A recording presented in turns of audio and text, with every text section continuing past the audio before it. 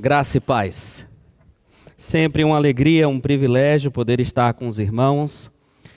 Na semana passada, estive na quarta-feira na casa do nosso irmão Joel, trazendo um estudo para alguns irmãos que lá estavam reunidos e me senti muito feliz por isso. Por causa das demandas do campo, a gente não consegue estar aqui com tanta frequência. Às vezes a gente até marca uma pizza, alguma coisa, e demora um ano, né, para a gente poder cumprir os compromissos. Mas quando nós temos a oportunidade, é sempre uma alegria gratificante estar com os irmãos, com o corpo de Cristo aqui em Limeira. E hoje, mais uma vez, me sinto feliz em estar com vocês, principalmente nesta ocasião tão especial para nós, que é a exposição e o conhecimento a mais que o Senhor nos dá da sua santa palavra. Nós estamos na série intitulada Firmes na Graça. Está sendo ministrada na primeira carta de Pedro. E hoje nós vamos meditar no capítulo 2, dos versos 11 a 17. 1 Pedro, capítulo 2, de 11 a 17. Vamos aprender hoje um pouco mais como permanecermos firmes na graça do Senhor, apesar de estarmos neste mundo hostil. 1 Pedro, capítulo 2, de 11 a 17. Diz assim a palavra do Senhor: Amados, exorto-vos, como peregrinos e forasteiros que sois, a vos absterdes das paixões carnais que fazem guerra contra a alma, mantendo exemplar o vosso procedimento no meio dos gentios, para que naquilo que falam contra vós outros, como de malfeitores, observando-vos em vossas boas obras, glorifiquem a Deus no dia da visitação. Sujeitai-vos a toda instituição humana por causa do Senhor, quer seja o rei como o soberano, quer as autoridades como enviadas por ele, tanto para o castigo dos malfeitores como para louvor dos que praticam bem. Porque assim é a vontade de Deus, que pela prática do bem façais emudecer a ignorância dos insensatos. Como livres que sois, não usando, todavia, a liberdade por pretexto da malícia, mas vivendo como servos de Deus. Tratai todos com honra. Amai os irmãos. Temei a Deus. Honrai o Rei. Vamos orar mais uma vez, pedindo ao Senhor que nos abençoe e nos direcione neste momento.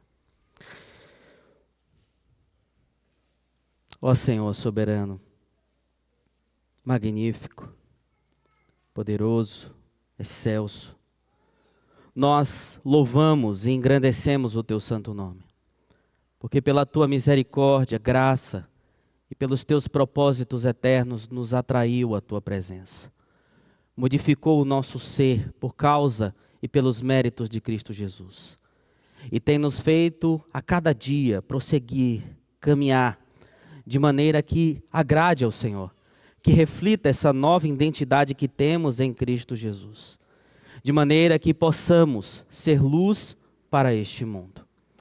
Ó Deus, louvamos ao Senhor. E hoje, nesta ocasião, por meio da Tua palavra, suplicamos que o Senhor nos ensine mais, para que possamos então prosseguir e continuar perseverando, como servos do Senhor que vivem corretamente neste mundo hostil, de acordo com a Tua vontade, para a glória do Teu santo nome.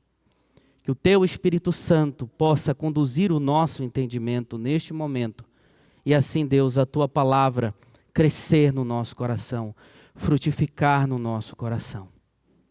Ajuda-nos.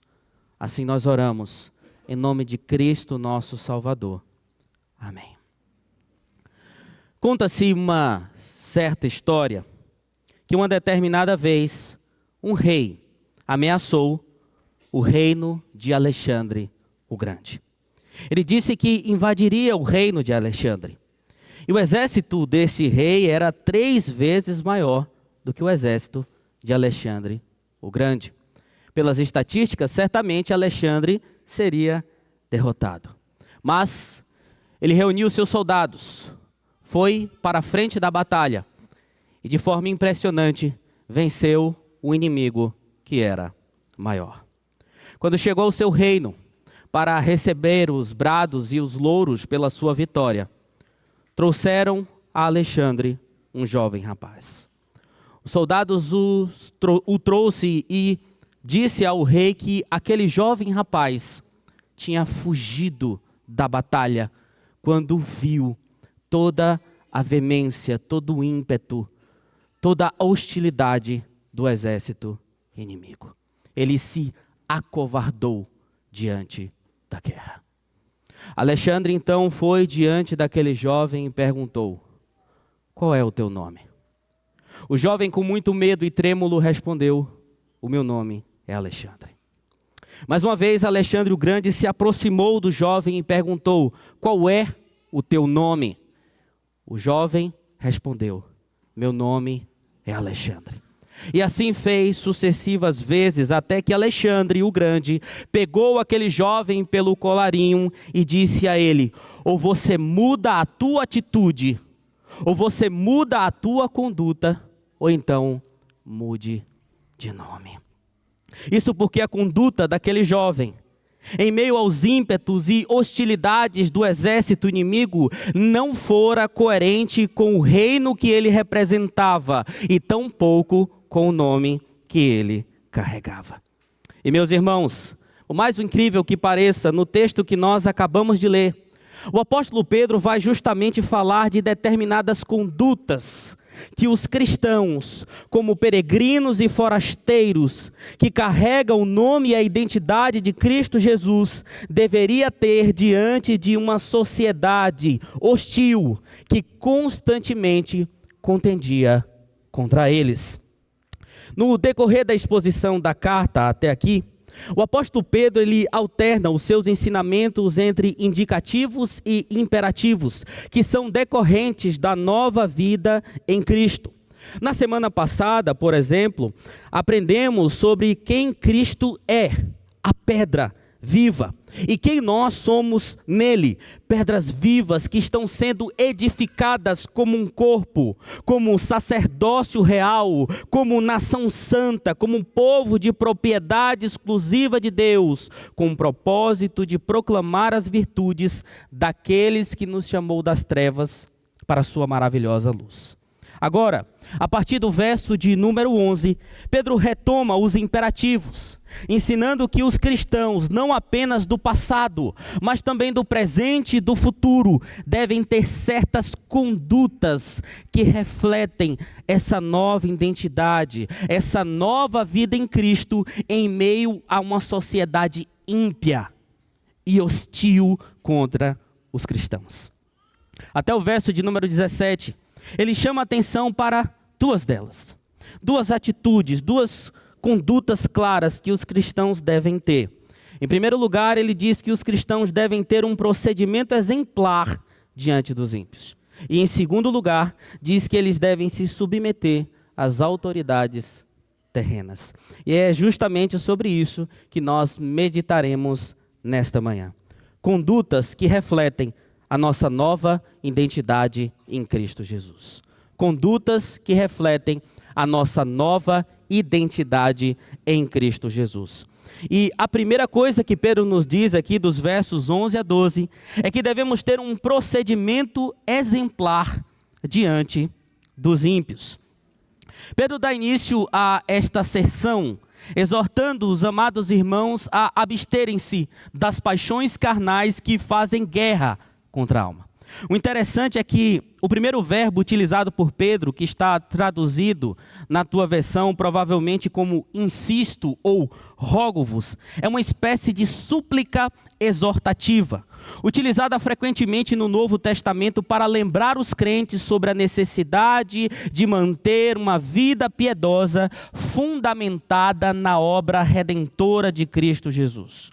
Unido a isso, Pedro também irá lembrar os irmãos espalhados pela região da Ásia Menor da nova identidade que tinham como peregrinos e forasteiros neste mundo. Ele diz aí no verso 11: amados, exorto-vos como peregrinos e forasteiros que sois. Aqui em 1 Pedro, no capítulo 1, no verso 1, os cristãos foram chamados de eleitos e forasteiros. Pedro está utilizando a real situação deles como peregrinos em outras terras estranhas para ilustrar o real significado e a real situação deles como cidadãos que agora pertencem à pátria celestial, que foram unidos pela graça ao povo de Deus que vem sendo formado desde o Antigo Testamento. Conforme já lembramos no capítulo 2 aqui, nos versos anteriores, Pedro vai dizer que agora nós somos um novo povo em Cristo Jesus. E entender essa nova identidade faria toda a diferença para que eles pudessem saber como deveriam se comportar diante dos homens. Como poderiam se comportar diante da sociedade em que viviam, diante das pessoas que muitas vezes os hostilizavam. Meus irmãos, eu não sei quantos aqui já moraram ou ainda moram em outros países, mas é conhecido da maioria que quando se é estrangeiro em outro lugar, é normal que não se participe de costumes e práticas dominantes desses lugares, ou não venha a possuir os mesmos privilégios daqueles que são nativos. E da mesma maneira, os crentes deveriam deixar de coparticipar das culturas e das práticas dos descrentes. É por isso que Pedro relembra eles da real situação como peregrinos e forasteiros. Eles deveriam se abster dos desejos carnais que eram comuns para aqueles que são descrentes, para aqueles que pertencem a esse mundo. Vejam, Pedro diz que nós como cristãos devemos nos abster desses pecados, dessas práticas que fazem guerra contra a alma. Ele não está aqui dicotomizando o ser, a pessoa inteira está em vista, mas ele está utilizando essas palavras para falar do embate que existe entre a velha natureza, entre o velho homem e as concupiscências do nosso coração. As paixões pecaminosas que fazem guerra contra a nossa nova natureza em Cristo Jesus. Ou seja, são os desejos naturais que os seres humanos têm, a parte da obra do Espírito Santo.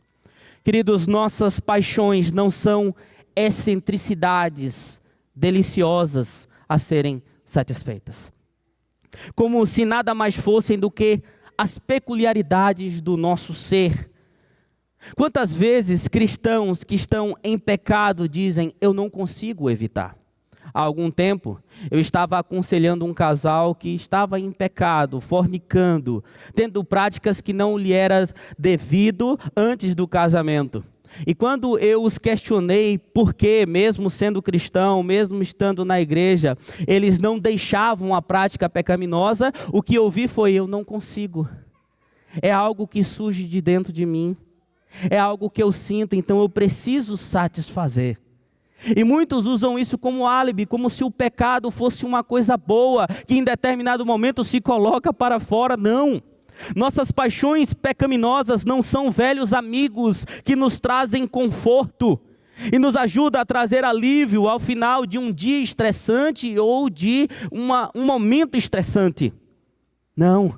Eles são os nossos inimigos, são inimigos implacáveis, inimigos cheios de ódios. O desejo deles é a nossa destruição. Quando Pedro fala que eles guerreiam contra a alma, é para nos vencer, é para tentar nos derrotar, é para nos tentar fazer cair e ir totalmente contra aquilo que nós vivemos e professamos. O nosso coração está constantemente exercendo pressão em nós, para nós cedermos às exigências da luxúria, da ganância, do orgulho, do ódio, da ira, dentre os outros pecados que muitas vezes saltam do nosso coração. Mas como cidadãos dos céus, devemos evitá-los e não seguir, não absorver a pecaminosidade na qual este mundo está inserido. Vejam, Pedro não exorta os leitores a se separarem do mundo. Ao invés disso, pede que se abstenham de seus desejos pecaminosos e examinem a sua alma. Isso nos faz lembrar das palavras de Jesus na oração sacerdotal em João capítulo 17. Senhor, não peço que os livre do mundo, mas que os livre do mal. Não os tire do mundo, mas os livre do mal. Viver corretamente à luz da nova identidade, ter uma vida piedosa, seria a condição que conduziria então os cristãos a um comportamento exemplar diante da sociedade.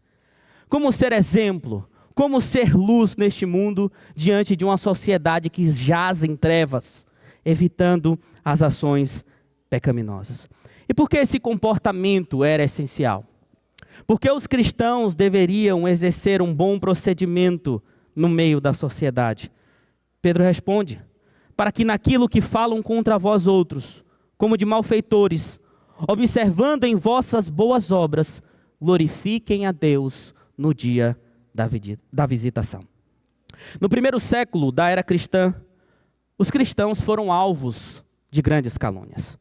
Suetônio e Tácito, historiadores do primeiro século, descreveram o cristianismo como uma superstição nociva e os cristãos como uma raça detestada por suas práticas perversas. Os cristãos também foram chamados de perturbadores de ordem, insubmissos ao império e ao imperador. Foram até chamados de canibais, porque repartiam o corpo e o sangue. Muitos entendiam errado a prática da ceia do Senhor. Os cristãos também foram chamados de insubmissos contra os deuses que os romanos adoravam, que as outras culturas adoravam, e por causa disso eles foram tidos como insubmissos e malignos. Os judeus e gentios não cristãos estavam sempre colocando em xeque a conduta dos cristãos. E sabe qual é o motivo principal? Vai na tua Bíblia, no capítulo 4, no verso de número 4 da primeira carta de Pedro, onde ele diz: eles acham estranho que vocês não se lancem com eles nas mesmas torrentes de imoralidade e por isso os insultam. A causa principal dos insultos contra os cristãos não era não os compreender corretamente, mas era porque os cristãos não tinham as mesmas práticas do mundo. Eram antagônicos, eram diferentes às práticas mundanas. Irmãos, ninguém pode ser mais desprezado do que aquele que não se parece em nada com este mundo, do que aquele que não reflete as maldades, as trevas deste mundo. Mas olhando as boas obras dos crentes, a conduta exemplar deles, as acusações que os ímpios faziam, mostrariam-se falsas, mostrariam-se infundadas. Eles seriam constrangidos pelo estilo de vida piedoso que os crentes estavam levando. E assim fica claro, meus irmãos, para nós, que devemos agir da mesma maneira. Nós não vivemos coram Deo, apenas diante de Deus, mas também devemos vivê-lo diante do mundo. A vida cristã é como uma cidade que está edificada no alto de um monte. Ela não pode ser escondida. É como uma luz que ilumina em meio à escuridão. A vida cristã está sempre como uma vitrine, onde as pessoas estão constantemente olhando para o que está ali. Está sempre à mostra. O problema é que muitos cristãos assumem uma verdade conservadora, mas não se portam de acordo com a verdade que assumem. Muitos estão, por exemplo, aderindo àquele adágio popular, né? Se você não consegue vencer o teu inimigo, junte-se a ele. Se juntando a este mundo, às práticas deste mundo, aos erros deste mundo. Quantas igrejas estão assumindo certas filosofias deste mundo, certas bandeiras, certas ideologias, certas lutas apenas para promover a justiça social? Como se isso fosse o verdadeiro evangelho, como se isso fosse a verdadeira base para uma igreja saudável se unir às práticas, às ideias, aos ideais que este mundo está abraçando. Não é isso, mas muitos estão trilhando este caminho. Infelizmente, vivemos em tempos em que evangélicos devem mostrar que são diferentes da maioria dos evangélicos. Quantas vezes, também no nosso meio, o nosso procedimento parece mais com as pessoas, com das pessoas que vivem no mundo. Quantos, queridos, infelizmente no nosso meio, ainda não abandonaram certas práticas pregressas, certas práticas do velho homem? Quantos, por exemplo, no trânsito, agem como a maioria das pessoas, impacientes, iradas? Muitos até perdem a noção das coisas e soltam palavrões, dentre outras coisas que é comum se ver num trânsito complicado e perturbado, como é aqui em Limeira, principalmente depois das 18 horas. Né? O negócio fica feio aqui. Quantos, por exemplo, no trabalho, não têm mantido o exemplo cristão, não têm falado como cristão, não têm agido como cristão, seja na condição de patrão ou de empregado? Quantos nos relacionamentos interpessoais não têm refletido a luz de Cristo Jesus? Infelizmente, muitos dos nossos filhos estão falando, estão se vestindo, estão se comportando como influenciadores digitais. Pessoas amplamente e totalmente perturbadas que estão em evidência na mídia e assim pela forma de vestir, pela forma de falar, cativam os jovens e os jovens mesmo, crentes, filhos de crentes, estão seguindo essas pessoas. Cantores, artistas, pessoas que estão em evidência na mídia. Infelizmente essa é uma realidade. Como mostrar ao mundo que somos diferentes se o nosso procedimento mais parece com o das pessoas do mundo? Se muitas das nossas ações estão moldadas às mesmas práticas deste mundo. Mas Pedro nos exorta, assim como exortou os irmãos do seu tempo, a manter o bom procedimento, porque isso seria necessário para que os ímpios glorificassem a Deus no dia da visitação. Sobre a ideia de glorificar a Deus no dia da visitação, existem duas interpretações mais aceitas sobre esse texto. Alguns falam do dia da visitação como tempo de juízo, principalmente por causa do termo visitação, usado geralmente de maneira corporativa e não individual, e também usado várias vezes no Novo e no Antigo Testamento para falar de um momento de juízo. Afinal, glorificar a Deus não se restringe apenas à salvação.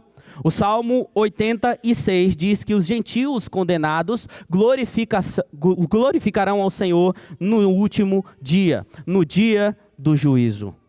Mas existe uma outra interpretação, aceitos por nomes como Thomas Schreiner, como Calvino, como Augusto Nicodemos, dentre outros, que quando Pedro ele se refere ao dia da visitação do Senhor, está se referindo a um tempo de salvação.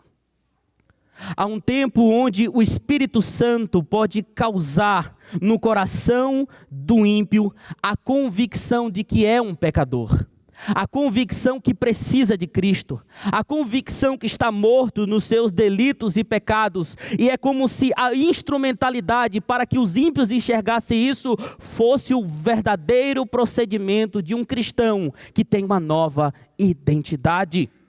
E assim, queridos, fica claro para nós, devemos refletir a Cristo, devemos ser luz para este mundo. Veja, a primazia de sermos santos não é para que o mundo veja, principalmente é para a glória de Deus. Mas naturalmente, se nós vivemos para a glória de Deus, nós iremos refletir Jesus Cristo como a luz deste mundo. Nós mostraremos que somos diferentes. Aliás, esse é o propósito desde o início. Nós lemos aqui em Deuteronômio capítulo 4 que o Senhor chamou Israel como um povo peculiar para que eles obedecessem e assim fossem diferentes às outras nações. E os povos olhassem e diriam assim: que nação é essa que tem um Deus tão maravilhoso? Leis tão maravilhosas. Que nação é essa que não tem o seu panteão de deuses, mas serve apenas a um Deus? Que nação é essa diferente em meio ao mundo em que nós vivemos? E é assim que nós devemos prosseguir. Jesus disse: vocês são o sal da terra, vocês são a luz do mundo. Não se pode abafar isso, não se pode suprimir isso. Mas eis a questão: se muitas vezes nós falhamos, como podemos viver assim? E a boa notícia é que, apesar de falharmos muitas vezes, o Senhor não nos exorta a nada que Ele já não tenha conquistado por nós em Cristo Jesus. Nós somos falhos, sim, muitas vezes, em refletir a nossa nova identidade, mas devemos clamar àquele que é a verdadeira luz do mundo, para que Ele reflita em nós, para que a sua vontade seja o árbitro da nossa vida. Ele já conquistou isso por nós na cruz, e devemos buscar, devemos clamar nele. E assim, queridos, seja quem for que viva à tua volta, que olhe para você, verá que você é diferente. Não para a tua glória, mas associará que há algo diferente em você. E o que há diferente em nós é o nosso Senhor Jesus Cristo. É a graça de Deus que habita no nosso coração. É a graça de Deus que nos conduz a vivermos para a glória dele. Pedro segue com o texto. Ele vai dizer que uma outra conduta que devemos ter nessa nossa nova identidade em Cristo, em meio ao mundo hostil, é que devemos nos submeter às autoridades terrenas. Dos versos 13 a 17. A palavra-chave que irá reger as orientações de Pedro a partir do verso 13 é o verbo sujeitar. Veja aí no início do verso 13 que você vai encontrar esse verbo. Ele vai aparecer outras vezes, aqui e posteriormente, para que Pedro possa dar essas orientações, continuar dando essas orientações necessárias para a vida cristã. E Pedro diz aqui que os cristãos deveriam se sujeitar, se submeter a toda instituição humana, aos governantes soberanos e às autoridades que foram enviadas por eles.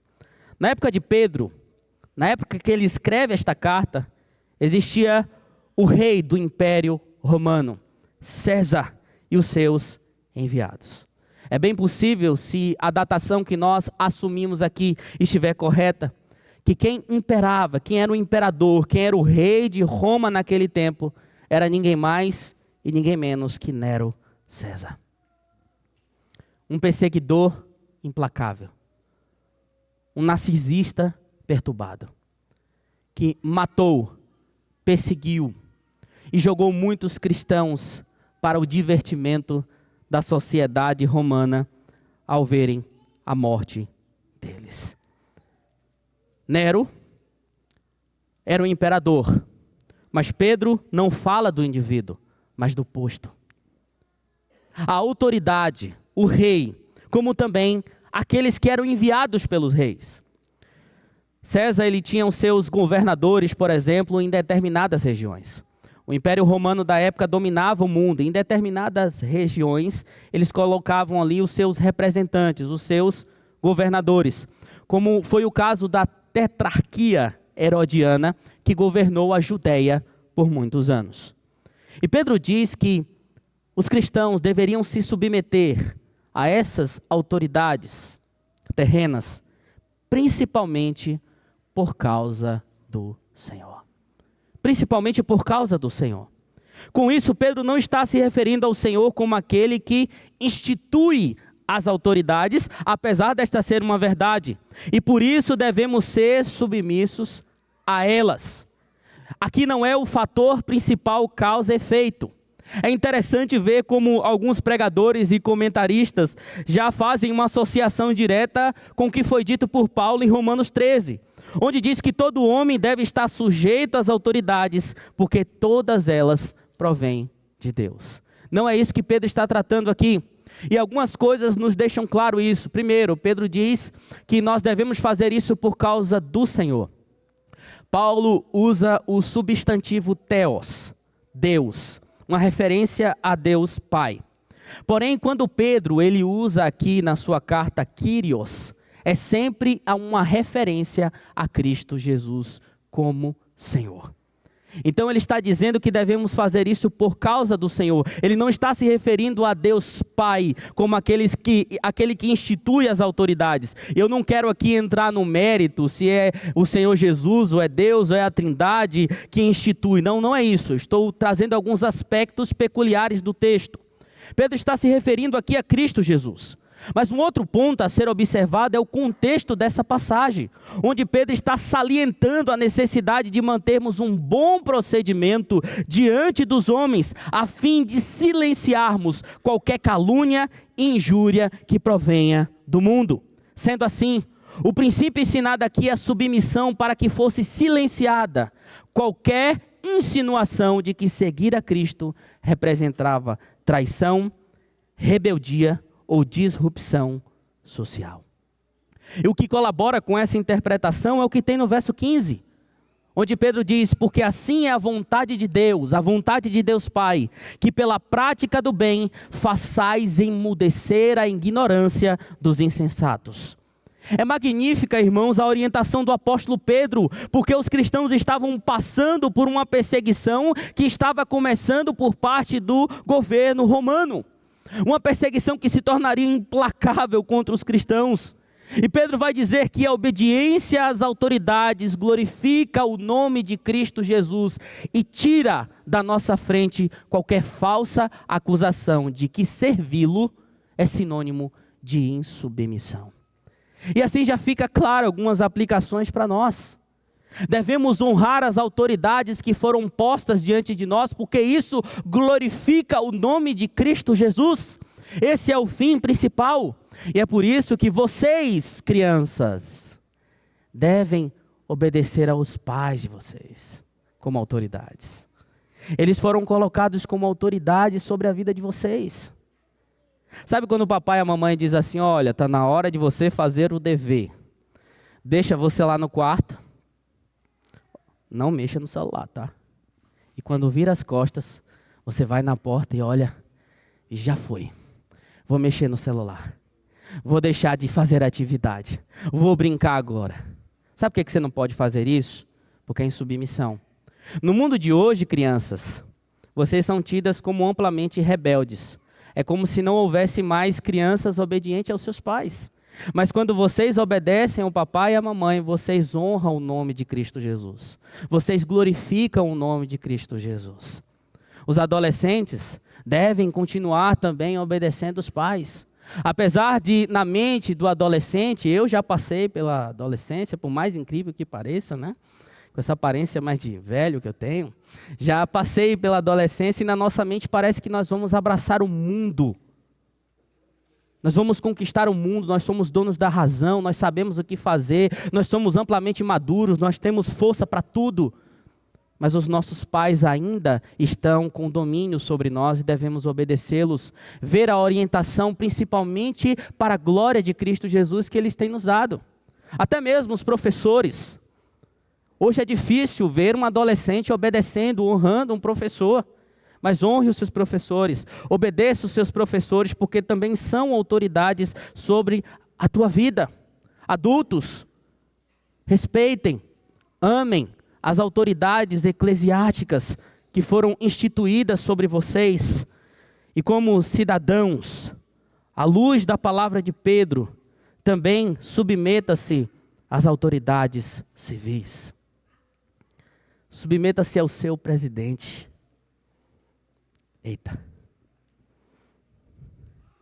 Submeta-se aos governadores, senadores, deputados, hostis, que estão governando sobre você.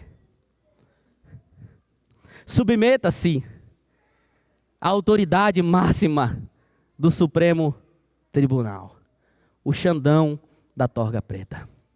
Antes o que colocava medo no pessoal era o boi da cara preta, hoje em dia é o Xandão da Torga Preta. Eita, e agora? Quando nós ouvimos isso, é fácil aceitarmos? Quando nós somos ensinados assim, é fácil nós termos de bom grado essa orientação que Pedro nos dá, mas para o teu alívio. Eu quero dizer que o que está sendo aqui não é que nós devemos ter uma submissão cega, uma honra cega. O apóstolo está falando sobre aquilo que é visto como um governo civil ideal, cumprindo aquilo que foi chamado, instituído para fazer. Onde o governante que está executando o seu dever de preservar a ordem, aprovando o bom comportamento e castigando o comportamento dos malfeitores à espada, esse é um governo a ser seguido, a ser submisso, porque os governantes são ministros de Deus para isso, e até certo ponto, o governo romano fazia dessa maneira. Eles tentavam manter a ordem. Se tivesse algum burburinho, alguma excitação para ir contra o governo romano, eles faziam questão de abafar isso. Portanto, quando um governo está nos moldes descritos por Pedro, não há por que resistir, não é verdade? Mas quando não está? Submissão a todo custo? Devemos nos submeter a essas autoridades? Claro que não. Porque a submissão voluntária dos crentes tem um limite. E este limite é ancorado nas autoridades que devem de fato viver da maneira que o Senhor os chamou para prosseguir, e não naqueles que estão tentando tomar um lugar de soberania como déspotas, intitulando-se lei e razão. Quando uma autoridade se desvia do seu alvo, ela passa a ser ilegítima. Nesse momento, então, os cristãos podem não honrá-las, pois o Estado não é soberano. Para isso nós temos base bíblica. Lembrem-se de Sadraque, Mesaque e Abednego, quando Nabucodonosor erigiu a sua estátua e disse: todos devem se dobrar. Eles disseram: nós não nos dobraremos. Porque apesar de ser uma lei imposta, era uma lei que feria os princípios do Deus que eles adoravam. Em Atos capítulo 5, dos versos 14 a 36, quando os apóstolos se veem diante de uma ordem iníqua, emitida por autoridades constituídas, Pedro e os outros ousadamente afirmaram: antes importa obedecer a Deus do que aos homens. Pensar desta maneira também é um aspecto marcante da nossa teologia reformada. Calvino certa vez escreveu: o Senhor, portanto, é o Rei dos Reis. A Ele devemos ouvir acima de todos, tão logo abra a sua boca. De forma secundária, devemos estar sujeitos aos homens que têm preeminência sobre nós, mas somente sobre a autoridade de Deus. Se as autoridades ordenarem algo contra o mandamento de Deus, devemos desconsiderá-las completamente, seja quem for o mandante. Devemos nos submeter às autoridades, mas não uma submissão cega. E quando nós olhamos para o nosso país, nós vemos que as coisas estão totalmente invertidas, onde malfeitores estão sendo honrados e pessoas de bem estão sendo desonradas. As pautas deste governo são antagônicas à nossa fé. Não se pode mais falar contra a corrupção, contra o erro da corrupção. Não se pode mais pegar contra as práticas erradas como o homossexualismo. Se nós pregamos hoje contra homossexuais, pode esperar processo. Pode esperar qualquer tipo de hostilidade que é comum você ver hoje em algumas igrejas. Pessoas que estão jogadas nessas práticas, entrando pelas portas da igreja, fazendo baderna, gritando. E o governo quer proibir. Isso é uma questão de crime, já é crime falar contra. Estão querendo nos amordaçar para que não ensinemos princípios judaicos cristãos aos nossos filhos, para que não os mantenhamos no ensinamento da palavra de Deus.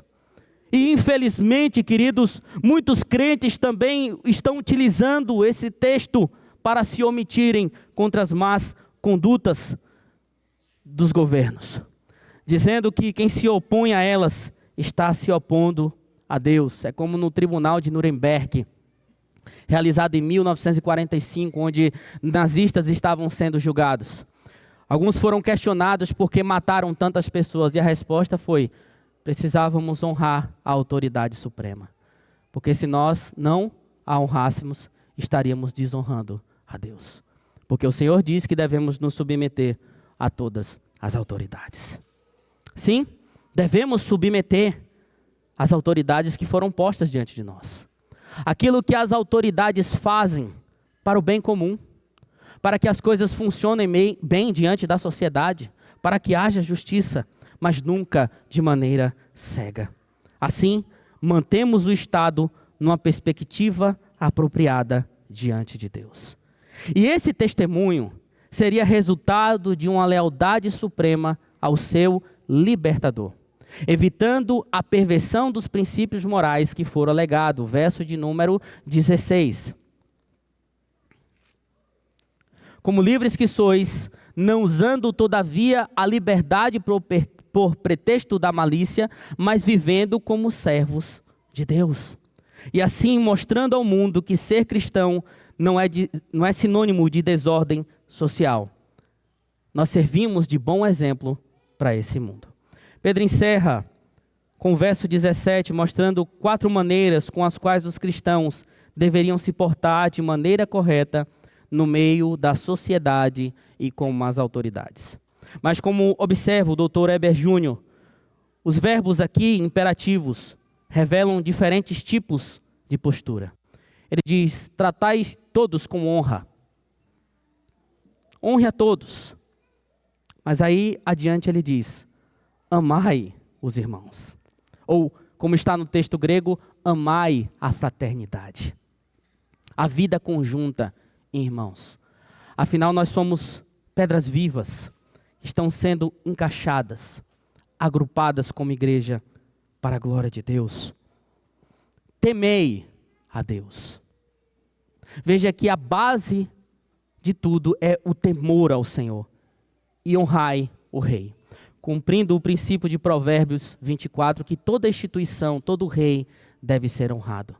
Mas veja que a honra à autoridade não é a primazia.